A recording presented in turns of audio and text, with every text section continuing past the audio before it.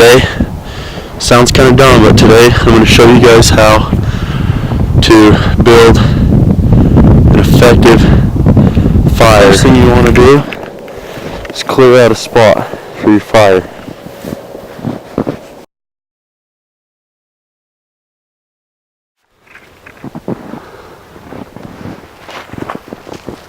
So I'm just collecting a bunch of this really dry grass. Still might be a little bit damp, but if you ruffle it together and get it all bunched up real fine, the more surface area you got, the drier it is, the better. So I'm gonna go stick that on the pile. There's not a lot of it out here, but I'm getting as much as I possibly can. If I can get me a little nest, I can build up and then start putting some little sticks on it. Alright, so I got my fire pit filled with dead grass, and now I went and found a tree that was pretty well dead.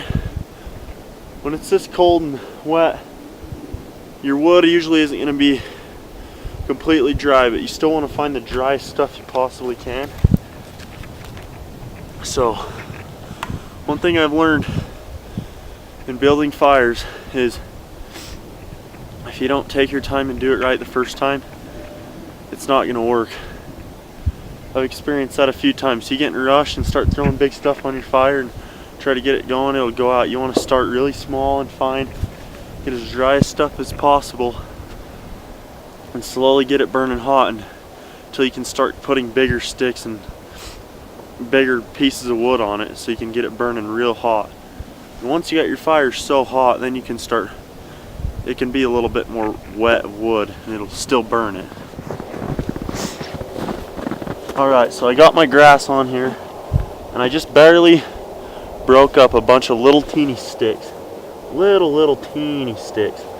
Not even very big, just barely even bigger than the grass. And I'm going to put those on top of the grass. So hopefully I can get the grass started up and maybe it'll light up the little sticks. And from there, I'll just keep putting little bit bigger sticks on as I go. I might even be cutting it a little close on the grass, so, but if I am, I'll just go get a little bit more. But usually I try to bring a lighter. If you don't have a lighter, if you have matches, then that's the way to go.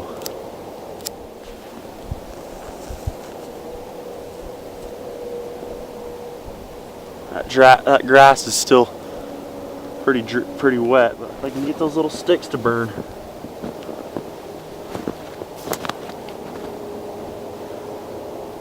Them sticks are just a little bit wet.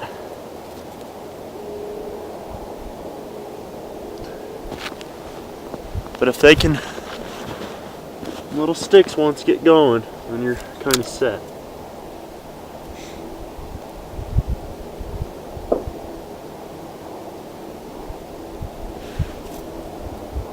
There we go.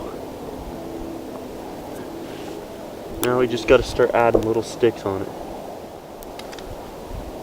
I'm just going to keep adding little bigger sticks as I go. You want to keep feeding it though. Don't let it burn out. The hotter it gets, the more sticks you want to get on it. Even if you have to really get it blazing too big, that's better to do so that you can get those coals real hot. Dry out that wood as much as possible.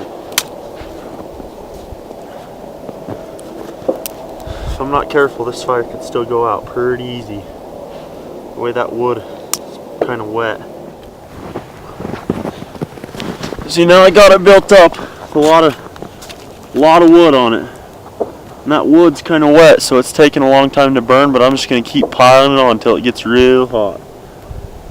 It's already getting real warm, nice and warm, so there's a lot worse conditions you could be under out here, but if you follow the right steps, you get the finest stuff you can and kind of grind it up, especially if you can get bark off trees and stuff, and grind it up and get the dry stuff. Get as much surface area on that wood as you possibly can. Start small and work your way up big, and take your time. Build yourself a good fire. It really pays off. You stay warm when out here scouting for deer and elk. You know, just knowing basic things like that can keep you alive.